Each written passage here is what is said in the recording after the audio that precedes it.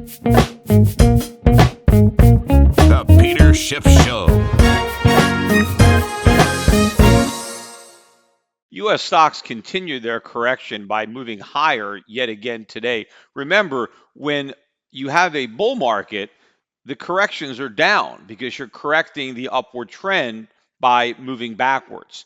Well, in a bear market, it's the opposite. You correct a downward trend by retracing upwards. And that's what we're doing now. I think this is the first rally in this bear market. So this rally is in fact a correction. And I think the US stock market is off to its best annual start in about a decade. Certainly the NASDAQ, I think, is up not quite 5%, maybe 4.7% on the year. Of course, what got the correction going was the complete 180 by Powell in that roundtable discussion, where he basically reversed everything he was saying and became the super dove when it comes to rate hikes. And so the market is now pricing out many rate hikes that had probably priced in, and that was the catalyst to really get the market going. Of course, what hasn't been priced in yet are the rate cuts or the end of the quantitative tightening program and the relaunching of quantitative easing. All that is coming. The markets just aren't there yet. They just can't see beyond where we are now. They're looking at this mountain and they don't see the valley on the other side. But again, it's not that the rate hikes in the future were going to cause the recession. The rate hikes from the past have already guaranteed a recession, even though interest rates, in absolute terms and relative to where they've been historically are still very low. They're not very low considering the enormity of the debt that we now have that we didn't have historically. So when you have, this mountain of debt, a historically large amount of debt, you need a historically low rate. And even though the rates we have now are still low, they're not as low as they used to be, and they're not as low as they need to be. The currency markets, of course, are now starting to figure this out.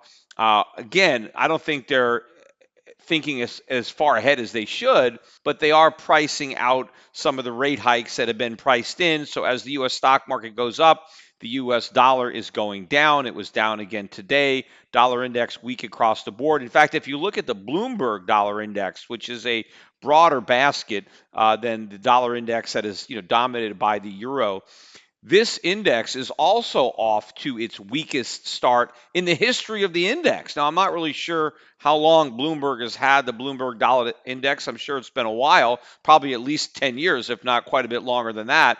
So it's not a coincidence that you have the stock market going up and you have the dollar going down, because it's all a function of interest rates. It was the threat of higher interest rates that were hurting the stock market, but that same threat was helping the U.S. dollar. And so now those trades are being reversed. Gold up again today, up about $8. I think $12.93, creeping higher. Gold stocks are being dragged higher. They're not leading gold higher. Gold is dragging gold stocks higher. In fact, gold closed right about the highs of the day, yet gold stocks didn't even make new highs from this morning.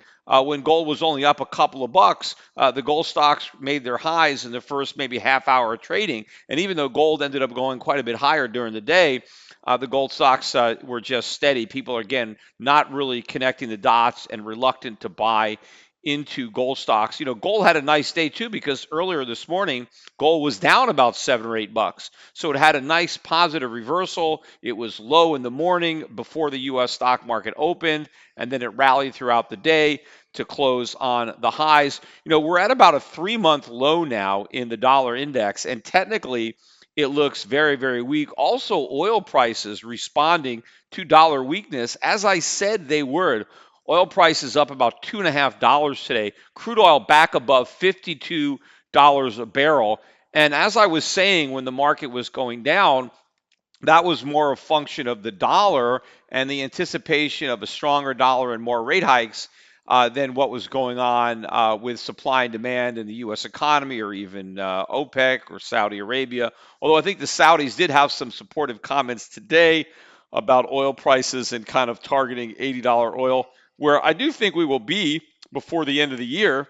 I think we're going a lot higher now that the dollar is going lower. In fact, we're back in a bull market in oil because oil got down to just over $42 a barrel.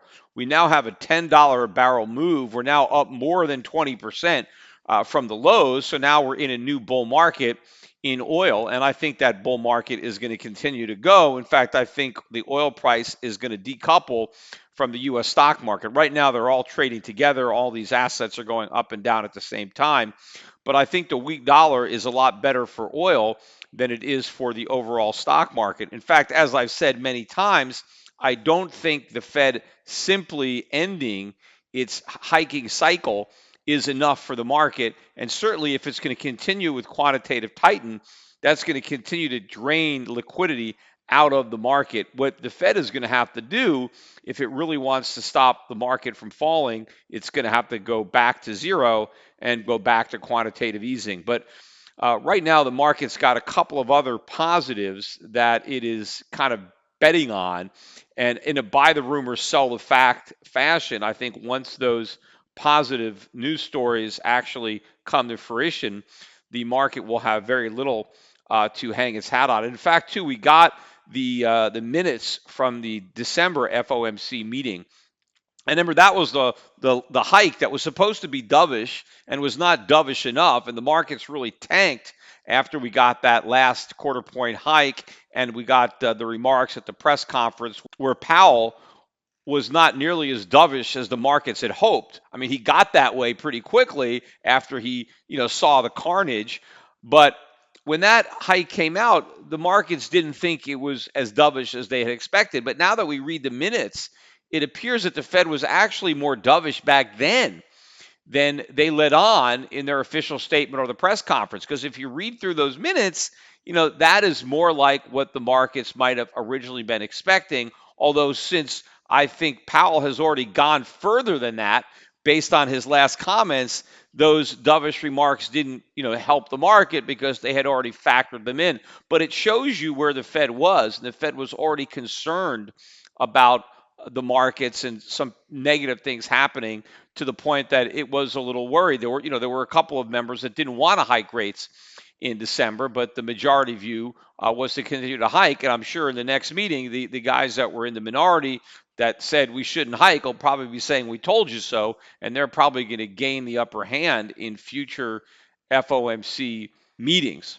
But what it's really going to take to move the markets more on the Fed is going to be the Fed actually cutting rates or indicating that it's more likely to cut rates or tapering. In fact, it's in those minutes it did suggest a tapering of the balance sheet unwind. That was the kind of the first time it showed that even though they were talking publicly about autopilot, those meeting minutes suggested that they would adjust the size of their balance sheet shrinking to a smaller amount per month as maybe they got closer to their goal, and if the decline in the balance sheet was having some kind of adverse effect, that they could certainly taper back the amount of quantitative tightening they were doing. But of course, none of that's actually going to happen because they're going to go back to quantitative easing. And of course, the Fed is still indicating that they don't have enough inflation, that inflation is still below 2%. Inflation is going to blow through 2%. It actually already has, so this is a bunch of nonsense. But one of the reasons that the inflationary pressures abated briefly was because you had a big sell-off in oil prices because people were concerned the Fed was going to keep on hiking and that the dollar was going to keep on strengthening.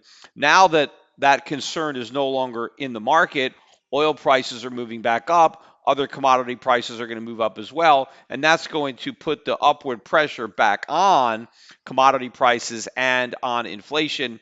But ultimately, what's going to happen is as inflation picks up, other economic data is going to continue to weaken. In fact, rising prices will act as a drag on the economy because it will limit consumer spending, which is a big chunk of the economy because higher prices mean you can't buy as much stuff.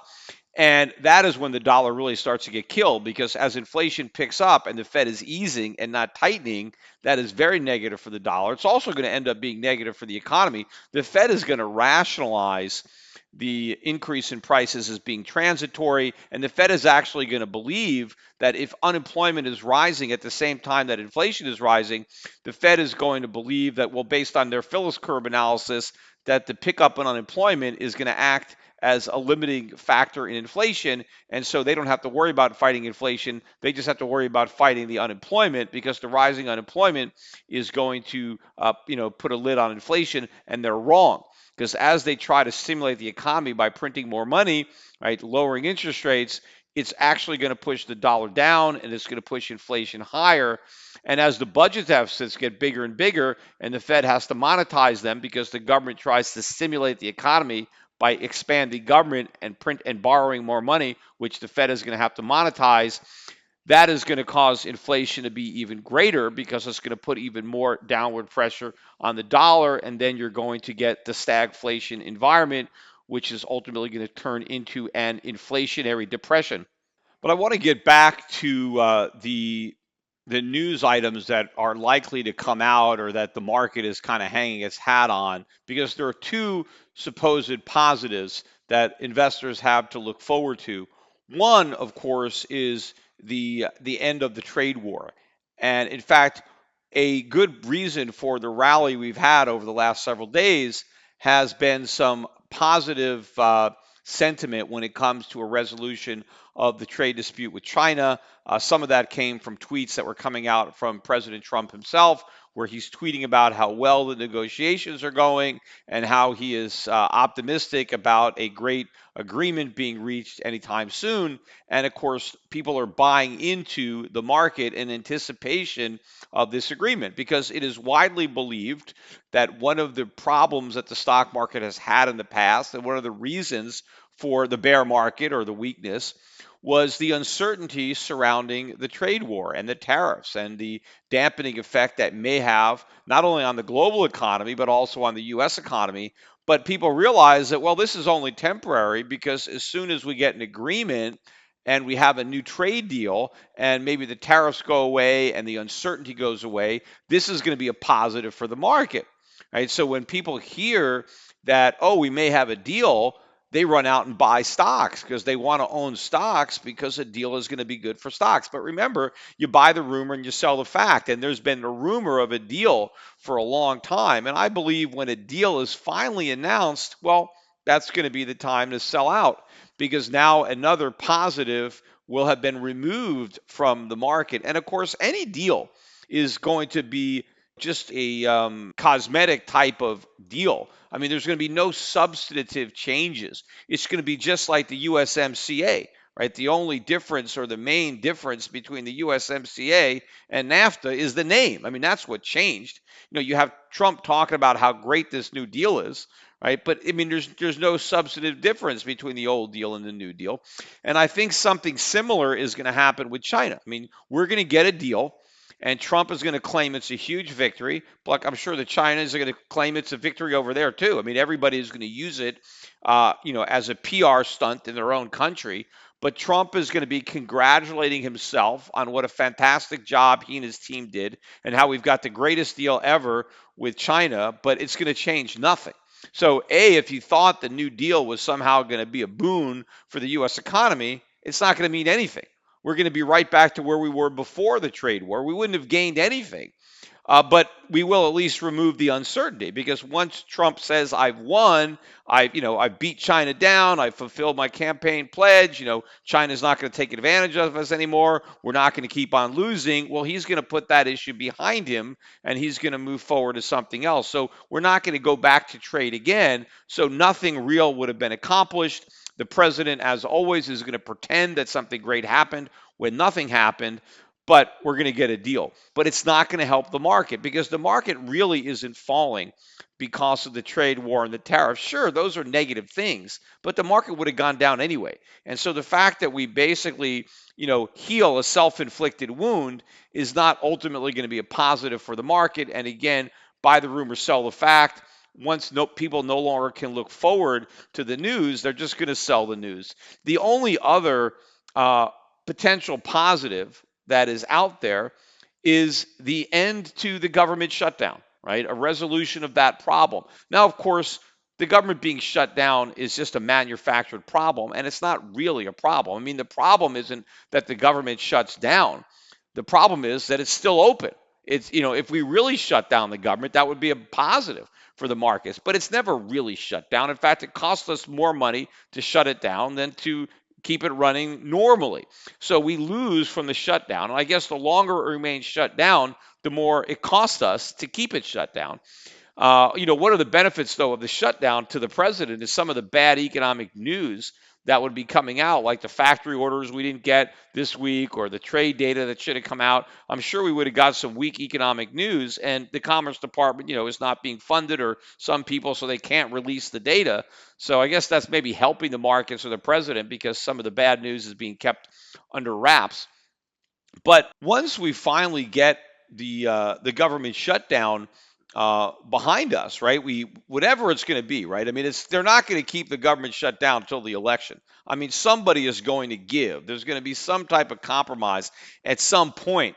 Of course, Trump will claim victory. The Democrats will claim victory, but the markets potentially could rally on that. But I think that that's out there. A lot of people, since they know that this government shutdown is going to come to an end because it's all political theater, people are looking to buy stocks in advance of that so they can own them for the rally when the shutdown is over. And again, it's more of a buy the rumor, sell the fact. Although again, today there was supposedly a meeting late in the day, maybe 15 to a half an hour, minutes to a half hour before the close. The president tweeted out that he was wasting his time talking with Pelosi and Schumer, that they don't want the wall, so the government's going to stay shut down, and it's a Mexican standoff when it comes to these negotiations to reopen the government. In fact, the president gave a 10-minute televised speech last night, basically appealing to the country about why it's so important that we build this wall. Because after all, the whole shutdown is based on the wall. Now, first of all, Trump said he could just declare a national emergency as president and build the wall. And apparently most people agree that he can do that. I personally, I don't think the president has the authority to manufacture an emergency where one doesn't exist, because I don't see any substantive change, unless you want to say there's been an emergency for decades and nobody has bothered to declare it as such. But assuming that he does what he wants, because presidents get away with a lot these days, so did Congress. I mean, everybody is able to usurp power. The Supreme Court never seems to do anything about it.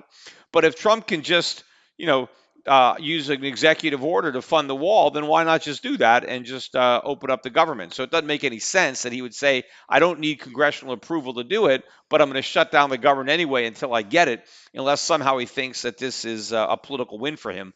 But I think if the polls really start to show that it's not, then obviously he's going to soften his stance. But I watched the president's 10, 12-minute presentation, and he really was trying to scare the American public about the criminals that are coming over the wall and the crimes that are being committed. And of course, a lot of it has to do with drugs and drug-related crimes and drug trafficking. And if the president really wanted to do something about that, how about just legalizing more drugs, taking the criminal profit out of drugs, allowing free market forces and private companies who are responsible and who are subject to the courts and contracts and litigation and all that. I mean, we could take the criminal profit out of drugs and the crimes and the violence would go with it.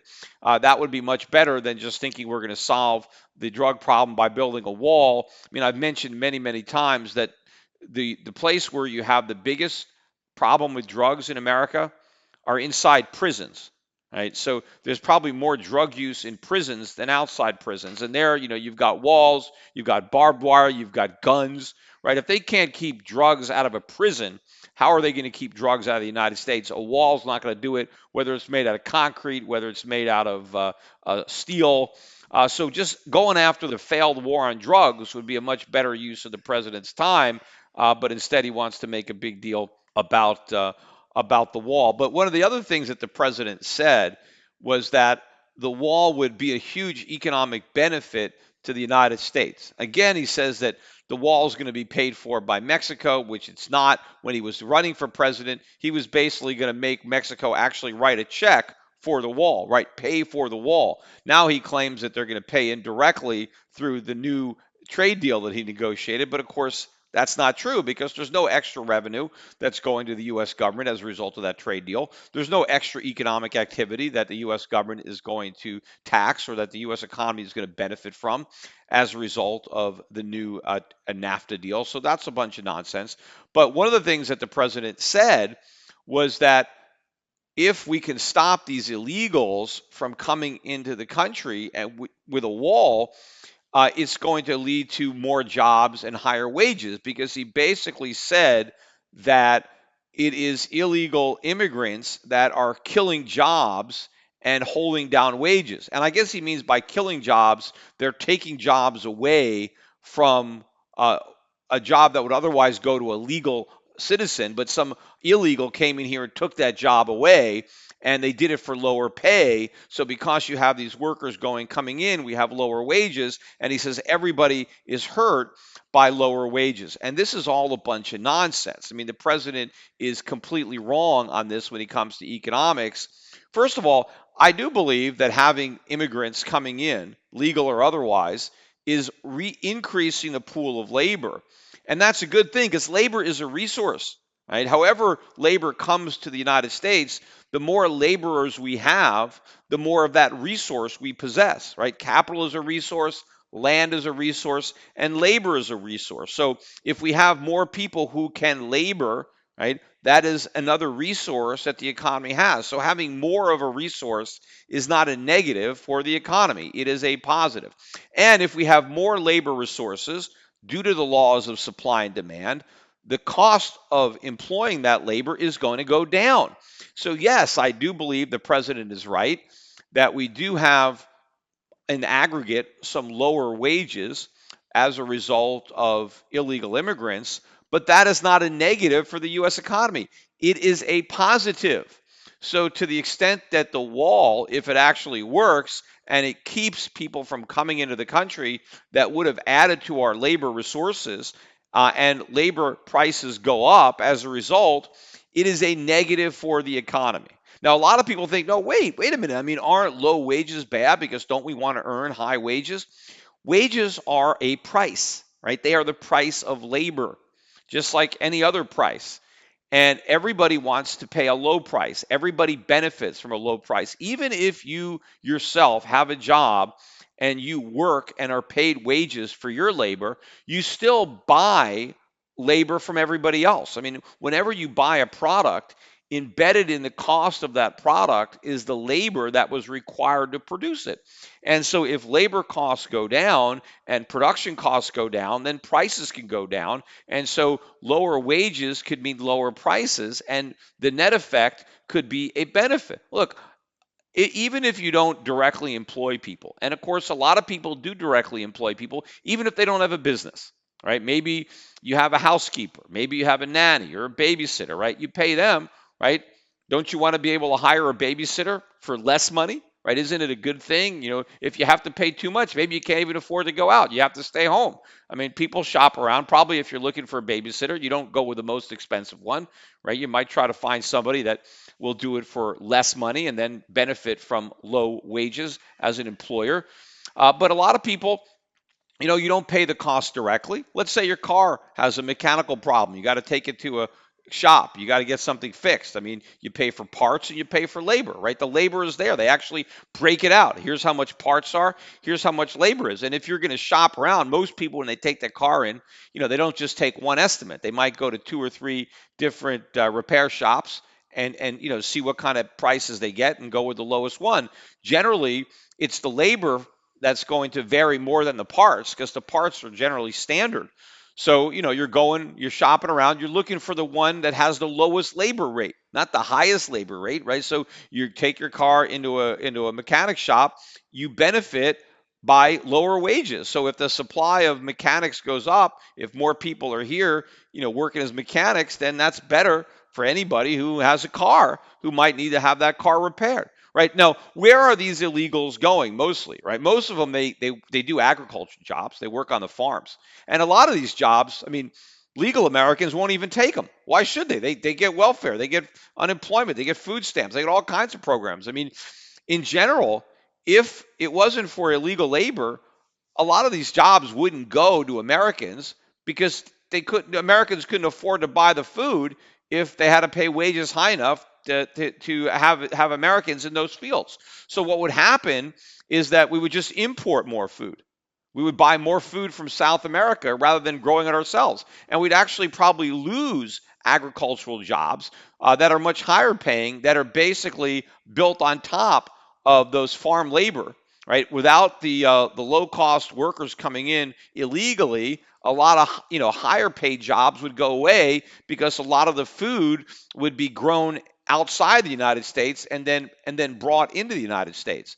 And so to say that Americans would be doing these jobs at higher wages is nonsense. In fact, a lot of the jobs that are being performed by illegals, right, are, if we didn't have the illegals, we'd either automate the function and companies would use machines, or it would just be outsourced. And the labor would take place outside the United States, and the wages would be paid outside the United States. And so having illegals do the work in the United States is still better from the U.S. economy than having the work performed outside the United States and the wages being paid out. Because at least if the guy is in America and he's earning his money here, now he goes and he spends his money, he's spending it locally as opposed to sending the money to another country where it gets spent outside the United States. But one of the ways that illegals really help the economy that people overlook, especially out in a place like California, where you have a lot of illegals coming, is for childcare and house care. Right? You have a lot of illegals who work as domestic workers, and they help ordinary families, middle class families, make ends meet. Right? And they benefit from the lower cost labor. Now, if they had to pay the wages to legal Americans, well, I mean, they couldn't afford it. I mean, to give you an easy example, think about a two-income couple in California. Let's say the husband makes $150,000 a year, and the wife, could get a job and make $100,000 a year. So they can make $250,000 a year if they both work. And that may sound like a lot of money to some people, but if you have kids and you're living in California, $250,000 after taxes is not a lot of money. But here is the problem. Let's say they got a couple of kids, right? And they're young kids. Well, if the woman, right, is going to go into the workforce, what's she do with the kids, right? Somebody has to watch those kids if they're young. And of course, if she's working hard, at an office, making 100 grand a year, she may not feel like doing all the housework. So we got to hire somebody to help around the house. Well, here's the problem. The marginal tax rate, when you have a double income family, the income of the second worker is taxed the entirety at the marginal rate, right? So if you normally, when you get your first job, some of the money you earn is taxed at the lower bracket, and as you earn more money, the higher amount is taxed at a higher bracket. But your average tax is a lot lower than the marginal tax. But when you take a second income and add it onto the first income, then all that money is now at the higher rate.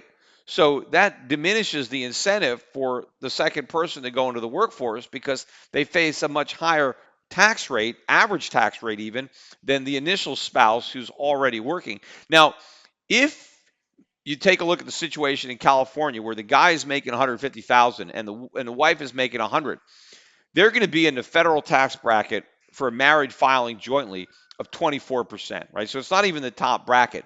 But the income in California is going to be taxed at 9.3%. I mean, you're already up to 9.3. I mean, California goes up to 13.3 if your income is over $1 million. But once you're over 105,000, it's already 9.3. I mean, that's huge. And remember, you can no longer deduct that against your federal tax. Also, you make $100,000 a year, you're paying FICA on the entire amount. Right? So that's 7.65%. Now it's really over 15% because the employee pays the employer's half indirectly. And of course, if the wife was going to be self-employed, she would pay the whole thing. But let's just, assume she can get a job at W-2 worker at 100 grand. She's still going to have 7.65% coming out for FICA. So when you add the 7.65% FICA, the 24% federal, and the 9.3% California, she's in a 41% tax bracket. So if she earns 100 grand, she's only going to have 59,000 left after taxes, right? Because she had a job. Now, let's say she's got to hire a legal full-time nanny, housekeeper, and let's say it costs 50 grand in California to hire somebody, because that's what it costs. I mean, I've hired them legally in Connecticut, and that's what it costs. It's about what it costs. So let's say you had to pay 50,000. Well, you're only earning 59,000. You can't deduct from your taxes the cost of your nanny housekeeper, right? That's just an expense. So you get 59,000 coming in, you got 50,000 going out. It's not even worth it. Especially when you think of the fact that if she gets a job, she's got to commute. That's going to cost gas, wear and tear on the car. She's probably going to eat out more often. She's going to eat in restaurants for lunch. You add up all those extra costs, I'm sure it's at least 9 grand a year. So you don't make anything. But now let's say there's an illegal that'll do the job for 20, 25,000 a year. Right? Maybe live in a spare room, maybe even less, maybe 1,000 a month. Maybe you get an illegal even for 12, 15,000. You pay room and board, right? Well, all of a sudden, okay, well, now maybe you can keep 34, 40, 50,000, after tax, right? Because you got 59. If you're only paying the housekeeper 20, 25, you have 34, 45, left over out of your 100. Okay, that makes sense. The wife can afford to work thanks to the illegal person she's able to hire to help watch the kids and take care of the house. But now you take away that illegal domestic worker, and now that woman may decide, you know what, I can't afford to work. I'm better just taking care of my kids myself, doing all the housework myself, and not having a job. So now that job goes away, and the government loses all that tax revenue. Yes, they're not getting any tax revenue from the illegal, but because the illegal is making it possible for the wife to work, they're collecting all that tax revenue from the wife, which is more because she's earning 100 grand.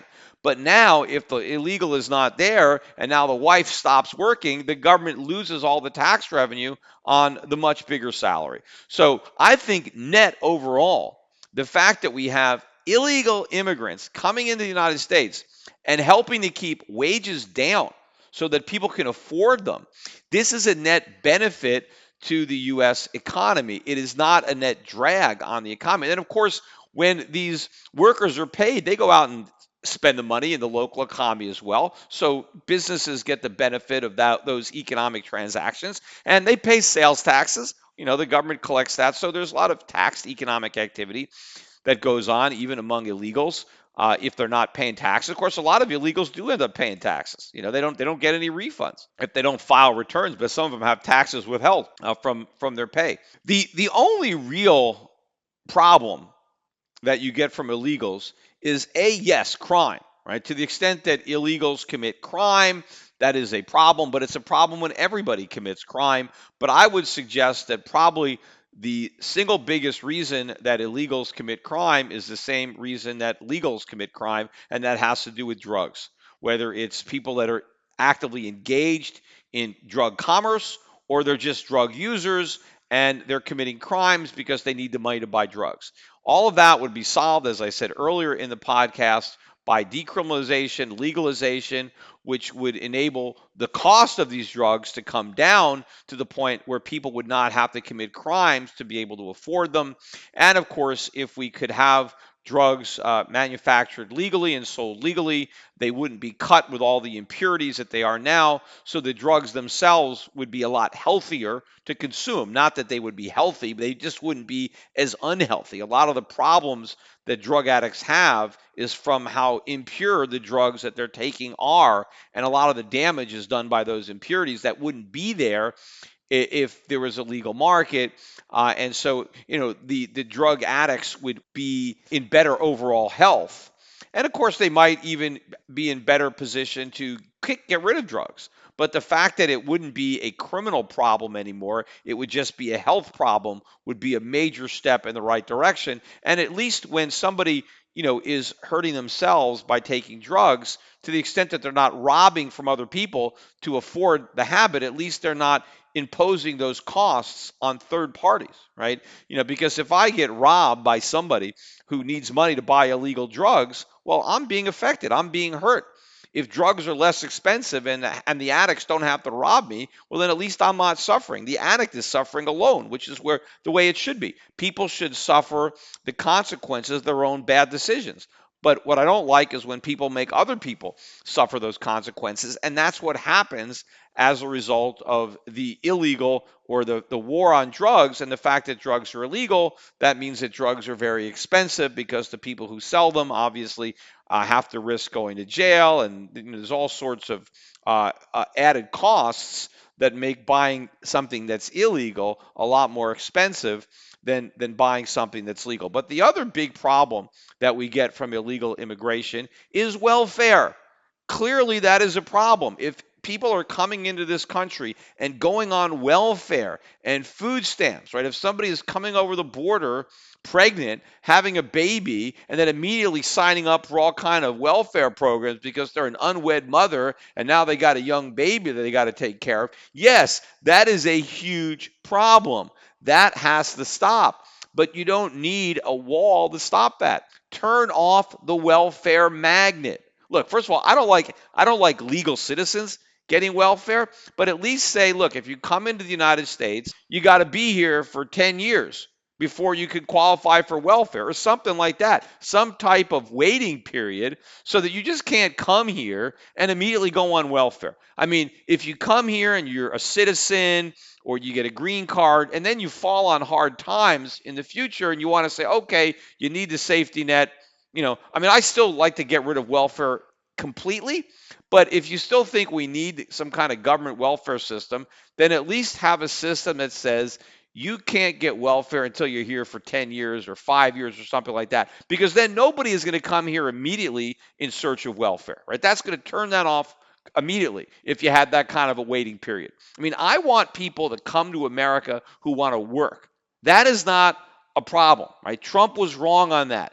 People coming here and working is a net positive that benefits the U.S. economy because we get the benefit of their labor. We get the benefit of their work. And a lot of times these illegals come in here with skills. I mean, they have skills in trades, whether it's carpentry or they're tailors or they're mechanics or whatever they can do with their hands, whatever skills they're bringing with them. That's a net positive to have skilled workers coming into the United States and helping out, whether they're here legally or not. They're still going to, add to the labor resources of the country. The problem is when they add to the welfare drain on the economy. We don't need more people on welfare. We got enough people on welfare as it is. So the illegal coming for welfare, go after that. Try to stop that by having that cooling off period, that waiting period. So you can't get any of these programs, not just welfare. You can't qualify for food stamps or housing vouchers or any of this stuff. You got to be here and you got to prove that you've been here for that amount of time before you can qualify for any of these benefits. And that would stop it in a nickel, right? I mean, nobody is going to come here anymore unless they want to work. And if they're doing that, then it's a positive thing. It's not a negative. But Trump is trying to make it out like it's all these bad things that are going to happen as a result of these illegal immigrants. And that's not the case. But to the extent that some bad things happen, there's a better way of solving it. And I wish Trump would use some of his political, ammunition, right, to make that happen. I mean, he wasted 2 years where he had a Republican House and a Republican Senate where they actually could have had some substantive welfare reform like I just talked about. And now, of course, it's never going to happen because the Democrats don't want fewer people on welfare. They want more people on welfare. The Democrats love it when an illegal comes into America and immediately goes on welfare because that's their voting bloc. They want them. In fact, the main reason, or one of the main reason that the Democrats want the illegals here is because they want them to vote.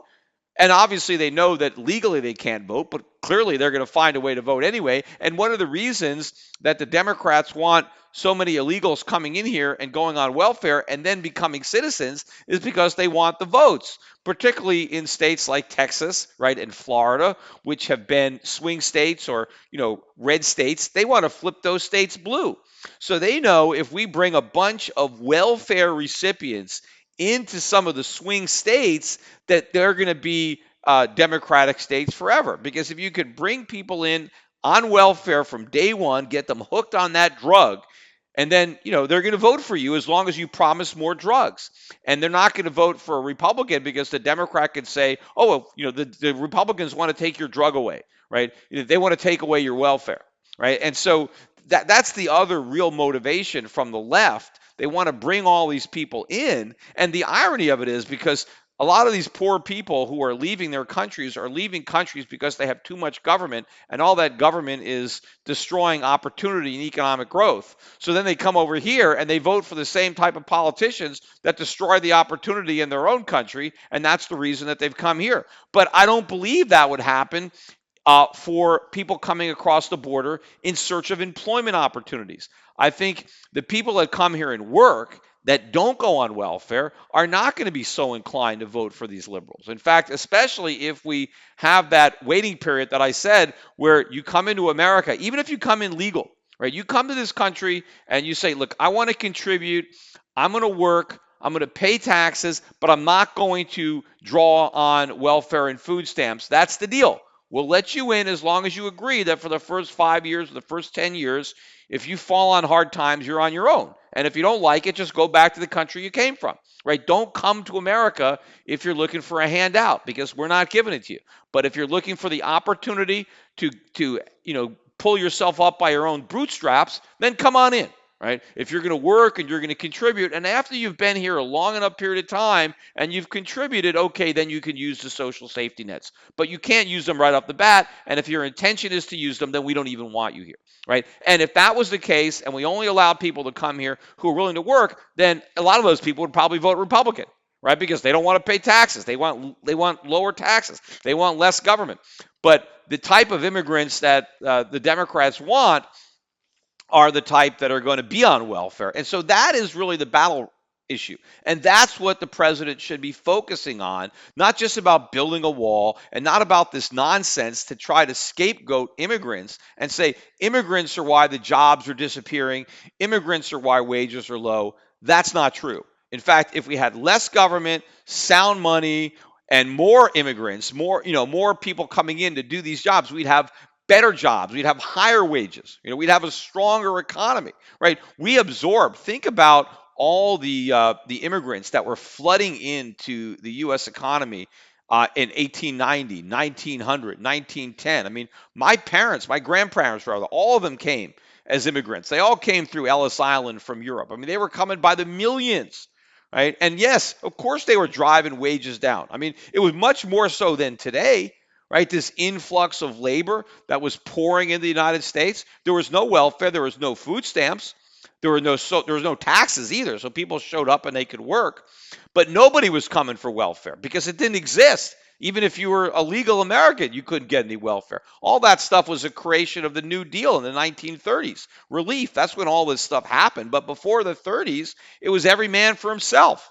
And we had all these people coming, and it wasn't a problem at all. America boomed. We benefited from an influx of workers to keep labor costs down. And of course, they were bringing all their skills with them. So the same thing would happen again if we had limited government. We didn't have the welfare state. We had more people coming in, to do the work. Then the economy would be stronger, and a lot of the lower skilled jobs would support higher paying jobs for the Americans that are already here. Everybody would be a winner. But right now, the president should use the bully pulpit, use the popularity he has to really talk about what the problems are that are being created by illegal immigrants. And the problems have to do with government and government welfare, and get to the root cause of the problem. And, focus on that.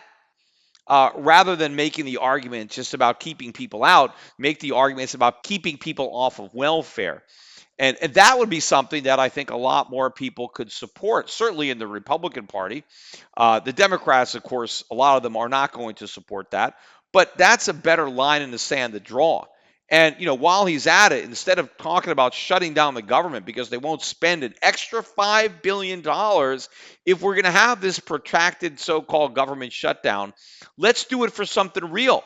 Why doesn't Trump say, I'm going to keep the government shut down until we agree on massive cuts in government spending, until we balance the budget? I'm going to keep the government shut down until we reform entitlements, right? Let's do something real. Why waste all of this, ammunition on nothing?